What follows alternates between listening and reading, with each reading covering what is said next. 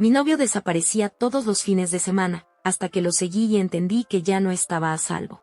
Antes de que empiece todo, deja tu like y suscríbete al canal. Nunca pensé que algo tan simple como un fin de semana pudiera cambiar por completo la forma en la que veía a la persona con la que vivía. Conocí a Daniel hace casi 3 años. No fue una historia de película, fue más bien normal, amigos en común, varias salidas, risas incómodas al principio y luego la costumbre. Era atento, tranquilo, de esos tipos que no levantan la voz y siempre parecen tener todo bajo control. Trabajaba de lunes a viernes en una empresa de logística, horario fijo, sin viajes frecuentes, sin turnos raros. Entre semana éramos una pareja normal. Desayunábamos juntos cuando se podía, hablábamos por mensaje durante el día, cenábamos viendo cualquier cosa sin mucha importancia. Nada perfecto, pero estable.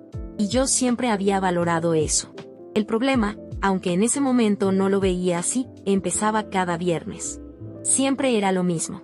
El viernes en la tarde se ponía raro. No distante, pero sí desconectado. Revisaba mucho el celular, contestaba mensajes con el brillo bajito, se metía al baño con el teléfono. Yo no decía nada porque no quería ser esa persona. Los viernes por la noche me decía algo como, mañana voy a salir temprano, tengo un asunto. Nunca especificaba qué asunto. A veces decía que iba a ver a un amigo, otras que tenía pendientes personales. Jamás me invitó ni me dio muchos detalles. Simplemente desaparecía el sábado en la mañana y no volvía hasta el domingo por la noche. Al principio no me molestaba. Pensaba que todos necesitamos espacio, pero con el tiempo empecé a notar cosas que no cuadraban. No respondía mensajes durante horas. A veces todo el día. Si le llamaba, no entraba la llamada o se iba directo a buzón. Y cuando regresaba el domingo, actuaba como si nada hubiera pasado. Normal. Cariñoso. Como si no hubiera estado incomunicado 2 días completos. Una vez le pregunté directamente, oye, ¿por qué nunca me dices a dónde vas? Se quedó callado unos segundos. Sonrió, pero no con los ojos. No es nada malo, solo cosas mías. No insistí, pero algo se me quedó atorado en el pecho. Empecé a notar detalles pequeños. Su mochila siempre iba con él los fines de semana, aunque según él solo iba a ver a alguien. Ropa que no usaba entre semana. Zapatos diferentes. Y un olor raro cuando regresaba. No era perfume, no era sudor. Era algo metálico. Como a fierro. Pensé que era mi imaginación. Un domingo regresó con un moretón en el brazo. No enorme, pero visible. ¿Qué te pasó? Nada, me pegué. Y ya. Tema cerrado. La desconfianza no llegó de golpe. Fue acumulándose, como goteras en el techo. Yo no quería pensar que me engañaba, porque, sinceramente, no había señales típicas de infidelidad. No estaba distante emocionalmente, no me ocultaba el celular cuando estábamos juntos, no cambió conmigo. Era como si su vida real solo existiera de lunes a viernes, y el fin de semana se convirtiera en otra persona. El punto de quiebre fue un viernes específico. Ese día salió más temprano de lo normal. Dijo que tenía que arreglar algo urgente. Lo vi ponerse nervioso cuando creyó que yo no estaba viendo. Guardó algo en la mochila con mucho cuidado. Sonó el timbre del edificio y se asomó rápido por la ventana antes de bajar. No sé qué me pasó por la cabeza, pero sentí un impulso que nunca había tenido. Me puse unos tenis, agarré mi bolsa y bajé unos minutos después. No tenía un plan. Solo sabía que si no hacía algo, me iba a volver loca. Lo vi subirse a su coche y arrancar. Me subí al mío con el corazón a 1000. Me sentía ridícula, pero también decidida. Mantuve distancia. 2, 3 carros entre nosotros. No fue al trabajo. No fue a casa de ningún amigo que yo conociera. Salió de la ciudad. Manejamos casi 1 hora. Yo ya estaba pensando en darme la vuelta cuando tomó una desviación hacia una zona industrial vieja. Bodegas, talleres cerrados, calles mal iluminadas. No era un lugar al que uno va a ver a un amigo. Estacionó el coche frente a una casa que parecía abandonada. Literalmente abandonada. Pintura descascarada, ventanas tapadas, maleza alta. Apagó el coche, miró a los lados y bajó rápido. Yo me estacioné más lejos, con las manos temblando. Desde el coche lo vi tocar una puerta lateral. Le abrieron casi de inmediato. Entró. Pasaron 10 minutos. Luego 20. El silencio era raro. No había gente caminando, no se escuchaban coches. Solo el zumbido lejano de la carretera. Entonces escuché un grito. No fuerte como en las películas. Fue ahogado. Corto. Real. Se me heló todo el cuerpo. Después otro. Y luego golpes. Como de cosas cayéndose. Mi primer pensamiento fue que estaba presenciando algo que no debía estar viendo. Pensé en llamar a la policía, pero ¿qué iba a decir? Mi novio está en una casa fea y escuché ruidos. Minutos después, la puerta se abrió. Salieron 2 personas. Una mujer y un hombre. La mujer lloraba. El hombre la jalaba del brazo. No parecían borrachos. No parecían drogados. Parecían rotos. Subieron a un coche que yo no había visto antes y se fueron. Yo estaba paralizada. Daniel salió después. No traía la mochila. Traía las manos temblorosas. Se limpió la cara con la manga y miró alrededor antes de subirse a su coche. En ese momento entendí algo muy simple y muy aterrador. Ya no se trataba de confianza o celos. Se trataba de seguridad. No lo seguí de regreso. Me quedé ahí sentada, tratando de procesar lo que acababa de ver. No sabía exactamente qué hacía, pero sabía que no era algo en lo que yo debía estar involucrada. Cuando regresó el domingo por la noche, me abrazó como siempre. Te extrañé. Yo también lo abracé. Pero ya no era lo mismo. Porque ahora sabía que cada fin de semana, mientras yo vivía mi vida normal, él entraba a un mundo del que yo no tenía idea, y del que ya no estaba segura de poder salir intacta. No dormí bien esa noche. De hecho, no dormí casi nada. Daniel roncaba a mi lado como si nada hubiera pasado, como si no hubiera entrado a una casa abandonada donde la gente gritaba y salía llorando. Yo me quedé viendo el techo, repasando cada segundo de lo que había visto, preguntándome si no estaría exagerando, pero algo dentro de mí sabía que no. El lunes fue extraño.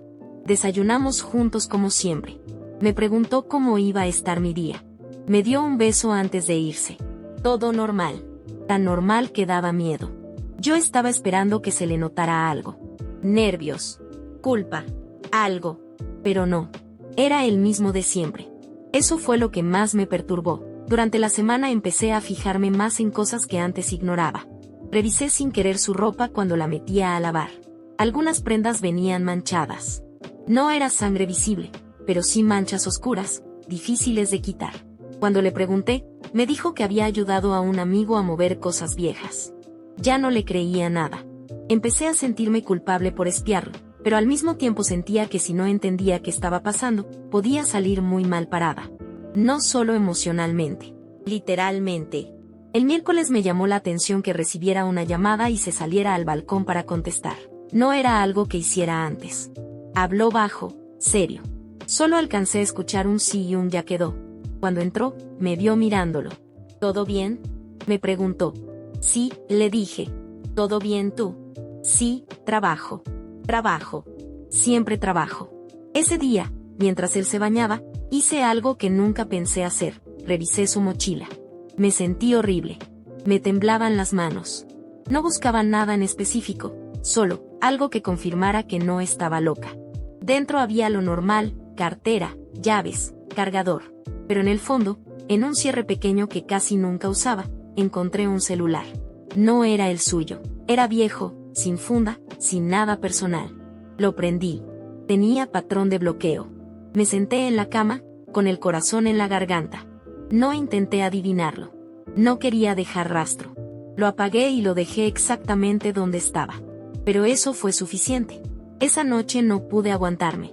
Oye, le dije, tratando de sonar tranquila, ¿tienes otro celular? Se quedó congelado un segundo. Un segundo demasiado largo. ¿Por qué? Nada, solo curiosidad. Sonrió. No, ¿para qué? Mentía. Y lo hacía sin problema. A partir de ahí, empecé a vivir en un estado constante de alerta. Cada sonido me ponía nerviosa. Cada mensaje que le llegaba. Cada vez que salía de la habitación. El viernes llegó demasiado rápido. Desde la mañana estuvo tenso. No hablamos mucho. En la tarde se metió a bañar y dejó el celular principal en la mesa. Sonó un mensaje. No lo abrí, pero vi el nombre en la notificación. No era un nombre. Era una letra. Solo una R. A las 6 me dijo que se iba a ir temprano al día siguiente. ¿Otra vez? Ya sabes, dijo, sin mirarme. No discutí. Ya no se trataba de convencerlo de decirme la verdad. Se trataba de decidir qué iba a hacer yo. Ese sábado no lo seguí. No tenía fuerzas. Me quedé en el departamento, dando vueltas como león enjaulado. Pensé en irme, en hacer una maleta y desaparecer sin decir nada. Pensé en confrontarlo. Pensé en denunciar algo que ni siquiera entendía.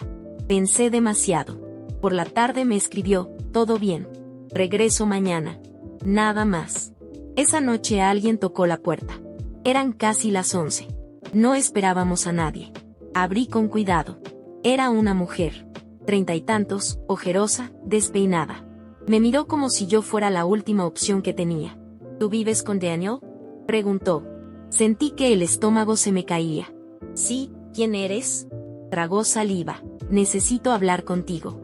Miré el pasillo. Nadie más. La dejé pasar. Se sentó en la orilla del sillón, retorciéndose las manos. No sé cómo decirte esto sin sonar loca, dijo, pero tú corres peligro. Así, directo. Me contó que lo conocía por trabajo. Que no era su verdadero nombre. Que lo que hacía los fines de semana no era un favor ni un negocio pequeño. Era algo organizado. Algo donde la gente entraba creyendo una cosa y salía, distinta. No me dio detalles específicos. No necesitaba darlos. Su cara decía todo. Yo ya intenté salirme, me dijo, pero cuando alguien cercano empieza a hacer preguntas, las cosas se complican. La miré. ¿Por qué me dices esto? Porque te vi afuera de la casa hace 2 semanas. Sentí frío. No te vio él, agregó rápido. Te vi yo. Me dijo que me fuera. Que no lo enfrentara. Que no avisara. Que me fuera sin dejar rastro. Antes de irse, me dijo algo que todavía me da vueltas en la cabeza. Para él, tú todavía eres normal. Pero eso cambia rápido. Cuando Daniel regresó el domingo, yo ya no era la misma persona. Lo abracé, sí. Pero ya estaba planeando mi salida, porque entendí algo muy claro. Seguir buscando respuestas podía costarme mucho más que una relación. Después de que esa mujer se fue, me quedé sentada en el sillón sin poder moverme. No lloré. No grité. Nada. Era como si mi cuerpo estuviera esperando que alguien me dijera qué hacer, pero no había nadie. Esa noche no dormí en la cama con Daniel. Le dije que me dolía la cabeza y me quedé en el sillón. No insistió. Eso también me dolió, aunque ya no importaba tanto. Al día siguiente pedí permiso en el trabajo. Dije que tenía un asunto familiar. Era mentira, pero no me sentía segura saliendo de la casa como si nada. Me pasé la mañana pensando en cómo irme sin levantar sospechas. Hice una lista mental de lo que podía llevarme sin que se notara: documentos, ropa básica, mi laptop, algunas cosas personales. Todo lo demás era reemplazable. Lo que no sabía era cómo irme sin que él se diera cuenta. Daniel llegó temprano ese martes. Eso no pasaba nunca. Entró de buen humor, como si nada. ¿No trabajabas?, preguntó. Pedí el día, le dije. Me sentía mal. Me miró fijo unos segundos. Sentí que me estaba leyendo. Luego sonrió. ¿Quieres salir a comer algo? Quise decir que no, pero acepté. Pensé que mientras más normal actuara, mejor. Fuimos a un lugar cerca. Nada elegante. Mientras comíamos, me habló de cosas sin importancia. Chistes. Comentarios del trabajo. Yo asentía, pero estaba analizando cada palabra, cada gesto. En un momento sacó su celular y lo volteó boca abajo. Antes no hacía eso. Oye, le dije, con voz tranquila, ¿alguna vez has pensado en mudarnos? Me miró sorprendido. ¿Por qué? No sé, cambiar de aire. No respondió de inmediato. Tal vez más adelante, dijo. Ahorita no. No insistí. Pero entendí algo, él no tenía planes conmigo a largo plazo. Al menos no planes buenos. Esa misma tarde, mientras él se bañaba, recibí un mensaje en mi celular de un número desconocido. Ya sabe que lo seguiste. Sentí que me faltaba el aire. No contesté. No sabía quién era, ni qué querían. Apagué el celular y lo guardé en el cajón. Cuando Daniel salió del baño, me preguntó, ¿todo bien? Asentí. Sonreí. Me sentía como una actriz pésima, pero no tenía opción. Esa noche cenamos en silencio. Antes de dormir, me abrazó. No fue un abrazo cariñoso. Fue firme, como si me estuviera sosteniendo más de lo normal. Al día siguiente, cuando desperté, él ya no estaba. Tampoco su coche. Respiré un poco más tranquila. Aproveché para empezar a empacar. No todo, solo lo necesario. Lo hice lento, con cuidado, como si estuviera robando mis propias cosas. Cada ruido del pasillo me hacía brincar. A media mañana tocaron la puerta. No abrí. Volvieron a tocar. Más fuerte. Sé que estás ahí, dijo una voz masculina. No era Daniel. Me encerré en el baño con el celular en la mano, temblando. Pensé en llamar a la policía, pero ¿qué iba a decir? Un hombre tocó mi puerta y me habló. No era suficiente. El hombre se fue después de unos minutos. Cuando salí, vi una nota deslizada por debajo de la puerta. Esto ya te quedó grande. Dile que cooperas. Me senté en el suelo. Empecé a llorar por primera vez desde que todo empezó. No de tristeza. De miedo. Cuando Daniel regresó esa noche, yo ya había tomado una decisión. No lo iba a enfrentar. No le iba a reclamar. Iba a irme cuando menos lo esperara. Me comporté normal. Demasiado normal. Le preparé de cenar. Le pregunté cómo le había ido. Le conté cosas irrelevantes de mi día. Me observaba más de lo normal. Lo sentía. El viernes volvió a irse temprano. Como siempre, esa fue mi oportunidad. Esperé 1 hora después de que se fue. Luego 2. Cuando estuve segura de que no regresaría, metí las últimas cosas en una maleta y salí del departamento. No le dejé nota. No le escribí. Bloqueé su número. Apagué mi celular y pedí un Uber a casa de una amiga que vivía en otra zona de la ciudad. Esa noche dormí en un colchón inflable, con la ropa puesta, esperando escuchar mi nombre en cualquier momento. Al día siguiente prendí el celular. Tenía más de 20 llamadas perdidas. Mensajes. Algunos tranquilos. Otros no tanto. ¿Dónde estás? Tenemos que hablar. Esto no es un juego. No contesté ninguno. El domingo, mi amiga recibió una llamada. Preguntaron por mí. No dijeron quiénes eran. Fue entonces cuando entendí que irse no era el final, solo el principio de algo que ya no podía controlar. Los días siguientes fueron los más largos de mi vida. Me quedé en casa de mi amiga casi 2 semanas. No salía sola. Cambié rutas, horarios, incluso la forma de vestir. Me sentía paranoica, pero ya no me importaba parecer exagerada. Prefería eso a bajar la guardia. Daniel dejó de escribir después de unos días. Eso fue peor. El silencio siempre fue su forma de controlar las cosas. Una tarde recibí un mensaje de un número desconocido. Si quieres que esto termine bien, habla. No contesté. Esa misma noche pasó algo que terminó de empujarme a tomar la última decisión. Mi amiga me dijo que un hombre había ido a su trabajo preguntando por mí. No fue grosero. No amenazó. Solo preguntó con calma y dejó claro que sabía dónde vivía ella. Ahí entendí que no solo me estaba poniendo en riesgo yo. Al día siguiente fui a la fiscalía. No porque creyera que iban a resolver todo, sino porque necesitaba dejar constancia. Conté lo que sabía, lo que había visto, lo que había pasado después. No dije nombres completos. No di direcciones exactas. Solo lo suficiente para que existiera un registro. El funcionario que me atendió me miró serio. Hiciste bien en venir, me dijo, pero te voy a ser honesto, este tipo de cosas se mueven lento. Ya lo sabía. Con ayuda de una tía que vive en otra ciudad, conseguí irme unos meses. Renuncié al trabajo. Vendí cosas. Corté comunicación con mucha gente. No fue dramático. Fue práctico. Antes de irme, regresé una última vez al departamento, cuando sabía que Daniel no estaría. Solo para recoger lo que faltaba. Entrar fue raro. Como si no fuera mi casa. Todo estaba igual, pero al mismo tiempo no. En la cocina encontré una libreta que no era mía. No la abrí. No quise saber más. Ya había aprendido que no toda verdad vale el precio que cuesta. Dejé las llaves sobre la mesa y me fui. En la nueva ciudad empecé de cero. No fue fácil. Dormía mal. Me sobresaltaba con cualquier ruido.